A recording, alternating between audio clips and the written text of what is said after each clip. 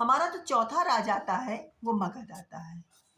मगध जो है आज वर्तमान में बिहार के पटना और गया के बीच स्थित था और इसकी प्रारंभिक राजधानी गिरिब्रज थी। और ये जो राज्य है अपने वैभव के लिए बहुत प्रसिद्ध था।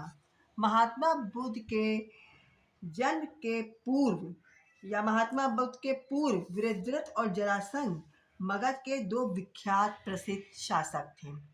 हमारा जो पांचवा राज आ रहा है वो वज्जी आ रहा है। वज्जी जो कि यह जनपद गंगा के उत्तर और हिमालय के दक्षिण में स्थित था। आधुनिक काल में हम इसे बिहार राज्य के उत्तरी भाग को कह सकते हैं। यह राज्य भी बहुत विशाल था और विशालता के कारण यह राज्य भी शासन की सुविधा और विशालता के कारण यह राज्य भी 8 गणराज्यों का संघ था। अब इसमें 3 प्रमुख गणराज्य प्रमुख थे, जिसमें हमारा लिच्छवी, विदेह और ज्ञानत्रिक आता है। लिच्छवी की राजधानी वैशाली थी, विदेह की राजधानी मिथिला थी, ज्ञानत्रिकों की राजधानी कुंडग्राम थी। और कालांतर में आगे चल के मगध का राजा अजातशत्रु ने इस राज्य पर वज्जी पर अपना अधिकार कर लिया। हमारा जो छठा राजा आता है मल आता है। मल जो है यह वज्जी संघ के उत्तर में स्थित था और इस राज्य की भी इस मल की भी 2 शाखाएं थीं। नंबर 1 कुशीनगर और नंबर 2 पावा। हमारा जो 7वां राज आता है चेटी अथवा चेदी। चेटी अथवा चेदी, इसको ये जो आधुनिक हमारा उत्तर प्रदेश का बुंदेलखंड है तथा उसके सीमावर्ती देश जो प्रदेश है उसके अंतर्गत आते थे। और इसकी जो राजधानी थी वो थी शुक्तिमती। क्या थी इसकी राजधानी? शुक्तिमती। अगला जो हमारा राज आता है 8वां राज है वो वश अथवा वच है।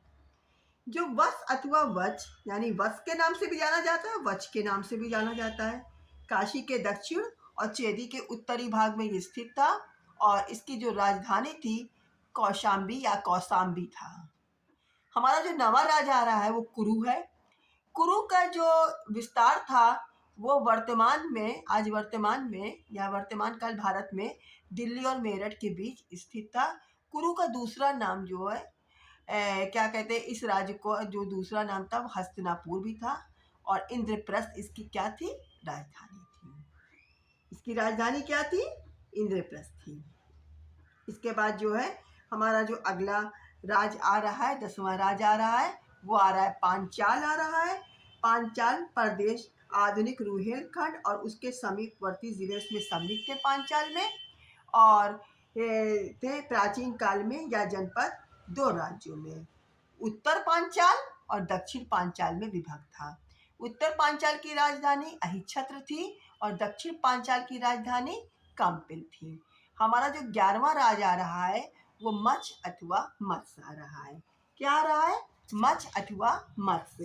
ये जो मच्छ है, मच्छ अथवा मत्स्य, ये जो हमारा राज है ये जनपद जो कि यमुना नदी के पश्चिम तथा कुरु राज्य के दक्षिण में स्थित था और इसकी जो राजधानी थी वो विराटनगर थी। हमारा जो 12वां राज आ रहा है महाजनपद काल का शूरसेन है। शूरसेन जो कि कुरु के दक्षिण में और चेदी राज के पश्चिम में स्थित था और इसकी राजधानी क्या थी? मथुरा थी। और यहाँ पर जो यादव वंश का राज था, यहाँ पे यादव वंशी राज्य कर रहे थे, शासक राज्य कर रहे थे। हमारा जो 13वां राज है अश्मक है। अश्मक या अस्मक, इसको अस्मक भी कई जगह नाम मिला है, इसलिए अश्मक तो हम बता रहे हैं लेकिन इसका कई जगह पर अस्मक भी कहते हैं। ये राज गोदावरी के नदी के तट पर स्थित था। इसकी राजधानी पोतल नगरी थी और यहाँ पे इक्ष्वाकु वंश के शासक राज्य कर रहे थे। चलो, हमारा जो 14वां राज है वो आवंती है। कौन सा राज है? आवंती। आवंती जो है आधुनिक मालवा का प्राचीन राज्य था और यह राज्य भी 2 भागों में विभक्त था, उत्तरी आवंती, दक्षिणी आवंती। कितने राज्यों भागों में विभक्त था? 2 भागों में। क्या नाम था? उत्तरी आवंती और दक्षिणी आवंती। उत्तरी आवंती की राजधानी क्या थी? उज्जैनी थी और दक्षिणी आवंती की राजधानी महिष्मति थी, जिसको आज हम आधुनिक मानधाता के नाम से जानते हैं। और इस राज्य का सुप्रसिद्ध शासक राजा चंद्रप्रभो था। हमारा जो 15वां राजा रहा है वो गांधार राजा रहा है। गांधार राज्य की हमारा यह राज्य आधुनिक अफगानिस्तान का जो हमारा आधुनिक अफगानिस्तान का दक्षिण पूर्वी भाग में इसका विस्तार था, और इसका कुछ भाग पंजाब और कुछ भाग कश्मीर तक विस्तृत था। और इसकी जो राजधानी थी तक्षशिला थी। इसकी राजधानी क्या थी? तक्षशिला थी। और तक्षशिला को तो हम और ये उस समय का, अपने समय का, ये कहना चाहिए कला और विद्या का प्रसिद्ध केंद्र था। कला का आपने गांधार कला पढ़ी होगी, आगे पढ़ेंगे, और गांधार कला के बारे में जानते हैं कि गांधार कला और विद्या के क्षेत्र में तक्षशिला विश्वविद्यालय जो यहीं स्थित था, इसलिए अपने समय का यह कला और विद्या का प्रसिद्ध केंद्र था।